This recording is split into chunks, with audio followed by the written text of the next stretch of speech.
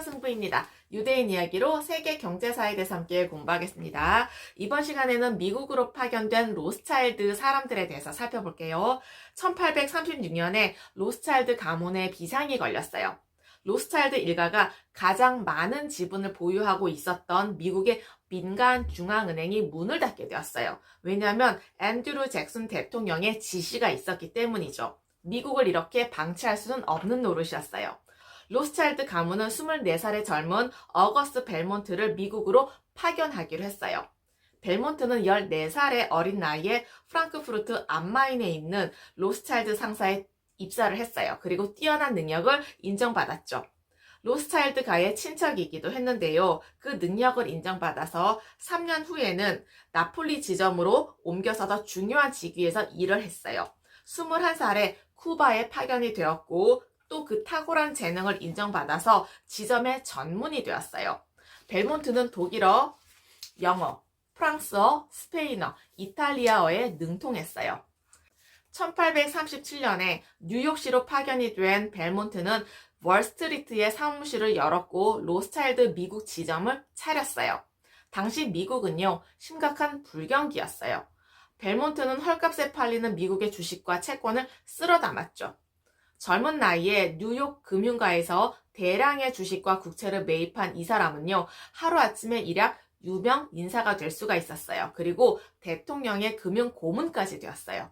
그 뒤에도 벨몬트는 로스차일드의 대규모 자금으로 국채를 끊임없이 사들였죠. 이것을 기반으로 어거스트 벨몬트사를 설립했는데 로스차일드의 자금으로 몇 년 안에 자기 회사를 미국에서 가장 큰 은행 중에 하나로 만들었어요. 벨몬트는 일본을 개항시킨 페리 제독의 딸인 캐롤라인 페리와 결혼을 해서 정치적으로도 영향을 갖게 되었어요. 미국 정부의 요청으로 외교관이 되었고요. 헤이그 공사로 파견되기도 했어요. 페리 가문의 후손 윌리엄 페리가 클린턴 정권의 국방장관을 지내기도 했습니다. 영국 자본의 유입, 그리고 영란은행의 신용이 팽창함에 따라서 과대 투기로 미국의 버블이 심각해졌어요. 사실 영국 로스차일드에서 미국으로의 금 유출이 많았기 때문에 유동성은 풍부했죠. 월요일에 주당 25센트 하던 주식이 주말에는 4,000달러로 폭등하는 기현상이 일어났어요.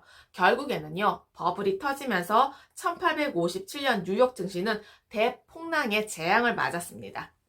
공황이 발발하면서 로스차일드는 부랴부랴 대출해준 돈을 회수하기 시작했어요. 결국 뉴욕의 대부분의 은행은 도산했죠. 일부 유대 자본의 은행들만 큰 손실을 입지 않았어요. 그 뒤에 미국 캘리포니아에서는요, 대규모 금광이 발견되었고 유동성이 풍부해지면서 오히려 인플레이션이 일어났어요. 이번에는 영국에서 공황이 발발했는데 미국보다 상대적으로 금값이 비싼 영국으로 대량의 금이 유출되었기 때문이에요. 그래서 최초의 세계 공황이 일어났죠. 공황기에는요, 어업 유통이 완전히 중단되었어요. 누구도 약속어음을 받지 않고 현금만 받으려고 했기 때문이죠. 영단은행의 은행권만 유통 능력을 보증받을 수 있었어요. 왜냐하면 국가가 은행을 뒷받침해주고 있었거든요. 이때 세계 금융업계는 로스차일드의 힘을 실감했어요. 한마디로 영국 로스차일드의 위력이 온 세상에 각인되는 계기였죠. 다행히 이 공황은요, 자유무역의 추진과 유럽, 철도 건설과 남북전쟁으로 인해서 곧 극복이 되었어요. 그러면서 1860년대에는 전대미문의 호경기를 맞이할 수가 있었습니다. 지중해와 홍해를 잇는 수에즈 운하. 홍해와 지중해를 잇는 이 수에즈 운하에 관한 이야기예요. 세계 상업 지도를 바꾼 이 운하는요, 당시 오스만 제국에 속해 있었던 이집트의 총독 이스마일이 1860년대에 프랑스 기술자의 도움으로 건설했어요. 영국은 운하 기술이 기술적으로 불가능하다고 생각했기 때문에 투자하지 않았어요. 결국 운하는 프랑스의 재정 원조로 완성되었죠. 수에즈 운하의 완공으로 유럽에서 극동까지 항해 시간은 절반으로 줄어들었어요. 인도, 중국, 오스트레일리아, 뉴질랜드와 같은 영국의 주요 식민지로 가는 백길도 거의 직선으로 열렸어요. 운하가 개통된 이후에 선박 통과 요금을 계속 올렸고요. 영국은 울며 겨자 먹기로 그 돈을 지불해야 했어요. 더 큰 문제는 식민지를 놓고 다투는 경쟁국 프랑스의 영향권 안에 이 수에즈 운하가 언제 막힐지 모른다는 점이었어요. 불안해하던 영국에게 기회가 찾아왔어요. 1875년 11월에 현금이 바닥이 난 이스마일 총독이 돈을 모으기 위해서 자신이 보유하던 수에즈 운하 주식을 44%나 비밀리에 시장에 내놓았어요. 당시 영국 수상은요, 제국주의자로 알려져 있던 보수당의 벤저민 디즈레일리였어요.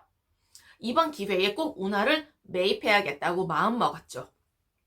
디즈레일리 수상은 빅토리아 여왕에게 강력하게 운하 매입을 권했어요. 그러면서 비밀 강요 회의에서 만장일치로 매입을 결정했죠. 문제는요, 신속함, 기밀 엄수였어요. 왜냐면 프랑스 때문이었어요. 이스마일은 당시로선 엄청난 액수인 400만 파운드를 요구했어요. 영국에서 그 거액을 단기간에 마련할 사람은 로스차일드가 밖에 없었어요. 로스차일드는요, 대영 제국을 담보로 400만 파운드를 마련해 주었어요. 영국은 17만 6천 주를 매입해서 수에즈 운하의 최대 주주가 되었습니다. 영국은 환호했고 프랑스는 분노했어요. 영국은 운하 매입으로 국제무역에서 큰 이익을 남길 수가 있었고 아프리카, 아시아 진출이란 측면에서도 큰 도움을 받을 수가 있었어요. 훗날의 영국은 수에즈 운하 보호를 명목으로 이집트를 보호하고 그 여세를 몰아서 수단까지 식민화했어요. 영국은요, 남아프리카 공화국의 케이프타운, 이집트의 카이로, 인도의 캘커타를 잇는 영국의 대표적인 식민 정책을 세울 수 있었던 것도, 이 지역에서 프랑스와 독일 세력을 견제할 수 있었던 것도 다 수에즈 운하를 매입한 덕분이었어요.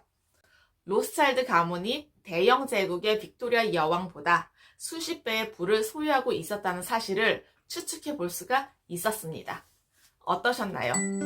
과거의 지혜와 지식을 통해서 현재와 미래의 삶이 좀 더 의미 있고 풍성해지시길 기원합니다. 감사합니다.